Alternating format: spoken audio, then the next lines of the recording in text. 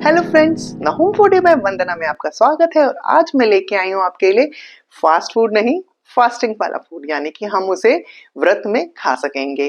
तो आज हम बनाएंगे complete wholesome fasting meal from delicious starters to satisfying wholesome desserts, जो कि होंगे फुल ऑफ फ्लेवर्स और आपको पूरे दिन एनर्जाइज्ड भी रखेगा। उसके लिए हम कुछ प्रिपरेशंस कर लेते हैं। तो चलिए आज की वीडियो शुरू करते हैं। आज के नवरात्रि स्पेशल मील में हम बनाएंगे क्रिस्पी पनीर टिक्का और करारी कुट्टू की पकौड़ी, और साथ ही बनाएंगे हम खाने में इजी और बनाने में भी इजी व्रत वाले पुलाव और रायता। और मीठे बिना तो हमारा मील अधूरा है। सबसे पहले हमने आलू को धो के उबाल लिए हैं, जो कि हमारे रायते में काम आएंगे और पुलाव में और पकौड़ियों में। इन्हीं आलूओं से मैं टिक्की भी बनाऊंगी, पर उसकी वीडियो मैं नेक्स्ट टाइम डालूंगी। अगर आप मेरे चैनल पे नए हैं तो सब्सक्राइब करिएगा, जिससे आप मेरी आगे की वीडियोस भी देख पाए। साथ ही मैंने यहाँ पे आधा कप सामक चावल लिए हैं, जिसको आप बार्नयार्ड मिलेट्स भी कह सकते हैं। ये मैंने आधा कप लिए हैं और इसको 2 कप पानी में भिगो दिया है। इसको भिगोने से पहले आप अच्छी तरह से धो भी लें। अब हम पनीर टिक्के की मैरिनेशन भी तैयार कर लेते हैं। उसके लिए हम थोड़ी सी अदरक लेंगे और साथ ही हम लेंगे हरी मिर्च। हरी मिर्च मैंने यहाँ पे 2 ली है। आप जितना तीखा खाते हो उस हिसाब से कम ज्यादा कर सकते हैं। साथ ही मैंने थोड़ी सी ली है अजवाइन। अब हम इन सभी चीजों को अच्छी तरह से कूट करके फाइन पेस्ट बना लेंगे। और यहाँ पे मैंने लगभग आधा कप हंग कर्ड लिया है और उसमें डाला है मैंने रॉक सॉल्ट और थोड़ा सा गरम मसाला। ये सारी चीज हम व्रत के लिए बना रहे हैं। इसमें से जो भी मसाले कोई आप लोग नहीं खाते हो व्रत में, तो आप अवॉइड भी कर सकते हैं। मैंने थोड़ी सी लाल मिर्च भी डाली है, आप चाहें तो काली मिर्च भी डाल सकते हैं। बस अब इसको हम बहुत अच्छी तरह से मिक्स कर लेंगे। इसमें नमक के कोई गुठले रह गए हो तो वो भी बिल्कुल अच्छे से मैश कर लें और बिल्कुल स्मूथ पेस्ट बना के हम तैयार कर लेंगे। बस अब हम क्या करेंगे, इसमें हम अपने जो अपना अदरक, हरी मिर्च और अजवाइन का पेस्ट कूटा था उसको इसमें मिक्स कर देंगे। ये भी हमने बिल्कुल फाइन पीस लिया है। आप चाहें तो इसको मिक्सी में भी क्रश कर सकते थे। बस इसको भी हम हंकड़ में अच्छी तरह से मिक्स कर देंगे। मैं बताना चाहूंगी, हंकड़ के लिए मैंने दही को 1 घंटे के लिए चलनी में डाल के छोड़ दिया था। उसका पानी फेंक दिया था और जो गाढ़ा दही है वो यूज कर लिया था। यहाँ पनीर टिक्के के लिए मैंने 200 ग्राम मार्केट का पनीर लिया है और उसको बड़े बड़े क्यूब्स में कट कर लिया है। आप चाहें तो घर में भी पनीर जमा सकते हैं, लेकिन मार्केट का पनीर एक सख्त होने से फर्म रहता है और उसको सेकने में आसानी रहती है। अब इन पनीर क्यूब्स को मैं दही में डाल करके अच्छी तरह से कोटिंग कर लूंगी और 2-3 घंटे के लिए इसको मैरिनेट होने के लिए छोड़ देंगे। अगर आपके पास टाइम कम हो तो आप आधा घंटा भी छोड़ करके काम चला सकते हैं। इसको थोड़ी देर मैरिनेट होने के लिए छोड़ देते हैं। जितनी देर ये मैरिनेट हो रहा है उतनी देर में हम अपनी कुट्टू की पकौड़ियाँ बना लेते हैं। कुट्टू की पकौड़ी बनाने के लिए यहाँ पे हमने लगभग 3/4 कप लिया है कुट्टू का आटा और आधा कप करीब हम लेंगे सिंगाड़े का आटा। तो आप तोल करके नाप के भी ले सकते हैं और नहीं तो थोड़ा बहुत कम ज्यादा भी होगा तो भी कोई फर्क नहीं पड़ता। और इसमें हम डालेंगे थोड़ा नमक। नमक हम व्रत में सेंधा खाते हैं तो इसलिए अब मैं इसको हाथ में लेके कर रही हूँ, क्योंकि इसमें क्या होता है कई बार गुठले होते हैं तो वो एक जगह हो जाते हैं तो फिर वो खाने में मुंह में ज्यादा तेज नमक आएगा। तो इसलिए इसको तोड़ करके लेना चाहिए हमें। तो जो भी गुठले हैं उसको तोड़ लें अपने अंदाज से, अपने टेस्ट के हिसाब से। जितना आप नमक तेज कम खाते हैं ज्यादा खाते हैं उस हिसाब से डाल दें। नमक के बाद में यहाँ पे हम डालेंगे थोड़ा सा काली मिर्च। व्रत के खाने में काली मिर्च का बहुत अच्छा टेस्ट आता है, तो बस थोड़ी सी मैं यहाँ डाल रही हूँ काली मिर्च। और अगर आपको पसंद हो और अगर आप लोग व्रत में खाते हो तो लाल मिर्च भी डाल सकते हैं। तो बस मैं यहाँ थोड़ी सी लाल मिर्च भी डाल रही हूँ और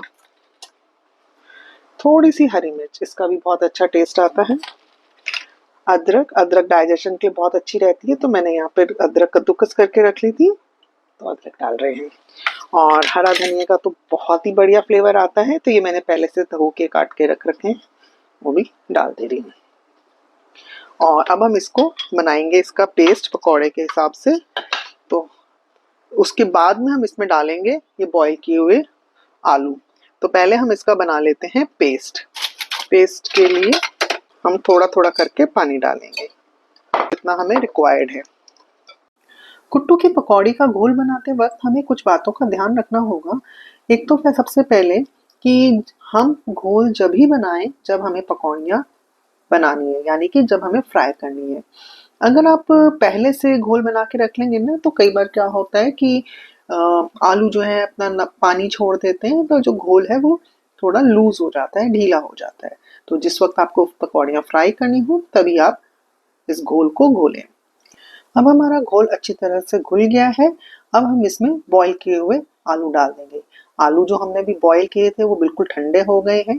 यहाँ पे ये बात भी ध्यान देने की है कि हमें इसमें आलू ठंडे डालने हैं। अगर हमने इसमें आलू गरम डाल दिए तो घोल बड़ा लिज़-लिज़ा भी हो जाएगा और फिर ये पानी भी जल्दी छोड़ेगा। तो बस इसमें आलू आप उबालने के बाद में ठंडा करके ही डालें। आलू को हम ना थोड़ा मोटा मोटा करके डालेंगे, इसको बिल्कुल मैश करके या बिल्कुल बारीक महीन नहीं करना है, बिल्कुल मोटा मोटा रखेंगे। और साथ ही इसमें आप चाहें तो पनीर है या गाजर है या कोई और सब्जी जो आपको पसंद हो, घी या कुछ भी डाल सकते हैं। जो आप व्रत में खाते हैं वो सारी सब्जियां इस घोल में आप डाल सकते हैं। बस इन आलूओं को भी मैं इस घोल में अच्छे से मिक्स कर दे रही हूँ। घोल हमें बहुत रनी नहीं चाहिए, यानी कि बहुत ढीला नहीं चाहिए और ना ही बहुत टाइट चाहिए। बस हमारा आलू भी इसमें मिक्स हो गए हैं। अब हम क्या करेंगे, फ्राई करने के लिए एक कढ़ाई में थोड़ा सा रिफाइंड ऑयल गरम करेंगे। मैं यहाँ पे व्रत में मूंगफली का तेल लेना पसंद करती हूँ, तो आप चाहें तो मूंगफली का तेल ले लें, आप चाहें तो घी में भी इसको फ्राई कर सकते हैं। और बस हम थोड़ा थोड़ा सा हाथ में बैटर लेकर के अपनी कढ़ाई में इसको डालते रहेंगे बैटर को। आप देख सकते हैं किस तरीके से मैं डाल रही हूँ। अपने हाथों से थोड़ा सा ले रही हूँ, इसको अंगूठी के सहायता से, अंगूठे की सहायता से तेल में डालते रहेंगे। तेल में डालते वक्त ध्यान रखिएगा आपकी उंगलियां तेल में टच ना हो जाएं। बहुत ही ध्यान से हम सारे बैटर को थोड़ा थोड़ा करके कुछ बैचेस में डालेंगे। एक बार में 8-10 पकौड़ियाँ डालें। जब हल्की सी सिकने लगे तभी पलटें। जब ये गीली गीली हो पकौड़ियाँ, जब हमने तुरंत डाली हैं, तभी करछी से इसको बिल्कुल ना हिलाएं, नहीं तो क्या होगा, करछी पे सारी पकौड़ियों का घोल लग जाएगा। हल्का सा सिकने पे ही अल्टा पलटी करें। 5-7 मिनट में उलट पुलट कर सेकने के बाद में हमारी जो पकौड़ियाँ हैं बिल्कुल बढ़िया फ्राई हो जाएंगी। हमें फ्राई करते वक्त जो आंच है, फ्लेम है, वो मीडियम टू लो रखनी होगी। अब हमारी कुट्टू की पकौड़ियाँ बन गई। अब हम बढ़ते हैं समा के पुलाव की तरफ। समा के पुलाव के लिए चावल हमने पहले ही भिगो लिए थे। अब मैंने प्रेशर कुकर में 1 टीस्पून घी डाला है। आप चाहें तो थोड़ा घी और भी डाल सकते हैं। और बस उसमें हमने थोड़ा सा जीरा और थोड़ी सी अदरक डाल दी है।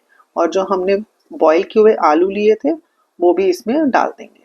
और साथ ही मैंने यहाँ पे थोड़ी सी गाजर भी काट के रख ली थी, वो भी इसमें डाल दी। आप चाहें तो इसमें कच्चे आलू काट के भी डाल सकते हैं, उसमें भी कोई इशू नहीं, क्योंकि चावलों के साथ वो भी पक जाएंगे। बस जो हमने सामक चावल भिगो के रखे थे वो इसमें डाल दिए हैं। बस 1 मिनट के लिए हम चावल को चलाएंगे और बस इसमें हम डाल देंगे पानी। पानी हमें उतना डालना है, यानी कि जितने हमने चावल लिए हैं उसका डबल। यहाँ मैंने आधा कप चावल लिए थे तो 1 कप पानी डाल दिया है। और इसमें सेंधा नमक डाल के प्रेशर कुकर में 1 सीटी आने तक पका लेंगे। जब कुकर का प्रेशर रिलीज हो जाए तब हम ढक्कन खोल के सामक चावल को चेक कर लेंगे। हमारा सामक चावल बिल्कुल बढ़िया पक गए हैं, इसमें सब्जियां, गाजर, आलू वगैरह भी पक गया है बिल्कुल बढ़िया से। अब हम इसको किसी कैसरोल में या किसी भी बर्तन में खाली कर सकते हैं और ये हमारे सामक चावल बिल्कुल खाने के लिए रेडी हैं। आप चाहें तो इसमें थोड़ा सा ऊपर से देसी घी डाल दें, जिससे कि चावल और अच्छे खिले खिले हो जाएंगे। और आप इसमें थोड़ा सा नींबू डालेंगे तो भी बहुत बढ़िया चटपटा टेस्ट भी आएगा और चावल भी बड़े खिले खिले हो जाएंगे। और इसमें खूब सारा हरा धनिया भी डालें। कैसरोल में रखेंगे तो आपका सामक चावल काफी देर तक गर्म रहेगा। सामक चावल के साथ में आलू का रायता बहुत ही टेस्टी लगता है। आप चाहें तो घिया का रायता भी बना सकते हैं, उसकी वीडियो मैंने पहले ही डाल रखी है। मैं इसका लिंक डिस्क्रिप्शन बॉक्स में दे दूंगी, आप वहां से जाके चेक कर सकते हैं। रायता बनाने के लिए बस मैंने 1 कप करीब दही लिया है और इसमें सेंधा नमक, थोड़ा सा भुना हुआ जीरा पाउडर, थोड़ी लाल मिर्च, थोड़ी हरी मिर्च, थोड़ा धनिया पाउडर, ये सब डाल करके बहुत अच्छी तरह से हम मिक्स कर लेंगे। अगर आपको रिच और क्रीमी बनाना है तो आप इसमें थोड़ी सी मलाई या फ्रेश क्रीम भी डाल सकते हैं। बस हमें इतना बीट करना है कि बिल्कुल स्मूथ हो जाए।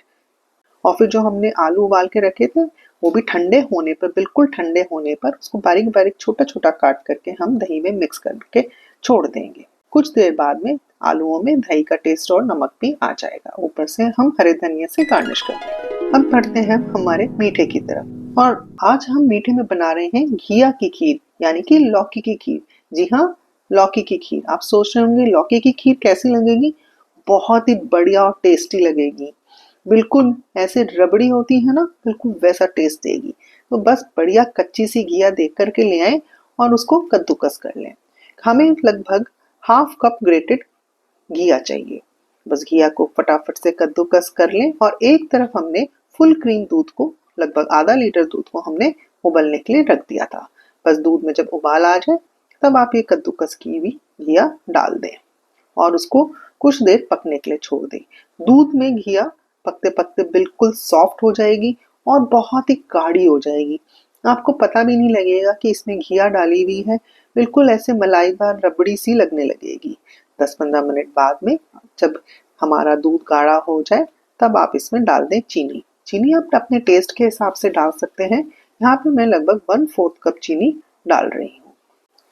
जब हमारी खीर ठंडी हो जाएगी तब ये और गाढ़ी पड़ेगी, तो बिल्कुल आपको रबड़ी जैसा टेस्ट देगी। जब चीनी घुल जाए तब बस इसमें आप थोड़ी सी डालें इलायची पाउडर, और आप चाहें तो इसमें केसर या और कोई भी ड्राई फ्रूट्स डाल सकते हैं। और चीनी घुलने पे गैस को कर दें बंद। खीर हमारी हो गई है रेडी। इसको आप गरम या ठंडी करके कैसे भी इंजॉय कर सकते हैं। चलिए अब बढ़ते हैं हमारे पनीर टिक्के की तरफ। पनीर टिक्के को हमने ऑलरेडी मैरिनेट कर दिया था। इसने ना थोड़ा सा पानी छोड़ दिया है। इसको हम अलग निकाल लेंगे और इसको पानी को हटा देंगे, क्योंकि हमें पनीर टिक्का के लिए पनीर को सेकना है तो अल्टीमेटली हमें पानी को सुखाना ही है। इसको क्रिस्पी करना है, तो जो एक्स्ट्रा पानी साइड से निकल गया उसको हम हटा देंगे। बस अब हमारा ये जो पनीर टिक्के का जो मिक्सचर है, पनीर इसमें अच्छे से मैरिनेट हो गया है। तो अब इसको सेकने के लिए मैं ना एक शॉर्टकट तरीका अपना रही हूँ। उसके लिए मैंने क्या किया है, एक नॉन स्टिक कढ़ाई ले ली है। आप चाहे तो नॉन स्टिक पैन ले लें। वैसे तो आप आइडियली इसको तंदूर में या अवन में भी बिल्कुल इसको सीखों में या टूथपिक्स में रोस्ट कर सकते हैं, पर मैंने फटाफट काम करने के लिए, इजी मेथड के लिए, मैंने इसको नॉन स्टिक कढ़ाई में सेक लिया है। बस इसको सारे पनीर को एक एक को ले करके अच्छी तरह से कढ़ाई में फैला करके रख दिया है, जिससे कि पनीर कढ़ाई को टच करता रहे, जिससे कि वो अच्छा सिक जाए। फिर कुछ देर बाद में मैं इसको अलट पलट करके सारे चारों किनारों से सेक लूंगी। अब एक साइड से सिकते हुए 5-7 मिनट हो गए हैं और मैं जो आंच है उसको मीडियम टू लो रखूंगी। बहुत तेज नहीं रखना है। हमें इस तरह से बनाना है कि ऊपर से तो क्रिस्प हो जाए हमारे पनीर टिक्के और अंदर से रहे सॉफ्ट। तो बस अब इसको हम हल्का हल्का सा हल्के हाथों से पलट लेंगे। हमें हल्के हाथों से इसलिए पलटना है कि हमें ध्यान रखना है कि हमारे पनीर टूटे भी ना, क्योंकि दही से मैरिनेट होने के बाद में थोड़े सॉफ्ट हो जाते हैं पनीर। लेकिन जब जैसे जैसे सिकने लगेंगे, इनका पानी उड़ने लगेगा, तो ये धीरे धीरे क्रिस्प होने शुरू हो जाएंगे। पलट पलट के सेकते हुए लगभग हमारा पनीर टिक्का को 10 से 12 मिनट हो गए हैं और आप देख सकते हैं कितने बढ़िया क्रिस्पी करारे पनीर टिक्के सिक के तैयार हो गए हैं। अब हम इसको एक सर्विंग ट्रे में या प्लेट में इसको निकाल लेंगे। आप चाहें तो इन पनीर टिक्कों को टूथपिक्स में भी पिरो करके बीच बीच में वेजिटेबल्स जैसे खीरा, टमाटर लगाकर भी सर्व कर सकते हैं। आप ये पनीर टिक्का जरूर बनाइएगा। यकीन मानिए टेस्ट में ऑसम है। कोई कॉम्प्रोमाइज नहीं है। अगर हमने इसमें गार्लिक या अनियन नहीं डाला है तो भी ये बहुत ही टेस्टी लग रहे हैं। बच्चों को बहुत पसंद आएंगे और बड़े भी इसे बड़े शौक से खाएंगे। तो फ्रेंड्स, आपको मेरी ये रेसिपीज कैसी लगी? अगर अच्छी लगी हो तो एक लाइक जरूर करिएगा, और अगर आप मेरे चैनल द होम फूडी में वंदना में नए हैं तो प्लीज सब्सक्राइब भी कीजिएगा। तभी तो आप मेरे आगे आने वाली रेसिपीज भी देख पाएंगे। मैं इसी तरह से और भी बढ़िया बढ़िया नई नई रेसिपीज लेके आती रहूंगी। तो मिलते हैं अगली वीडियो में नई रेसिपी के साथ में। तब तक take care and enjoy. Guys, मुझे कमेंट में ये भी बताइएगा कि आप लोग व्रत में क्या क्या डिशेस बनाते हैं।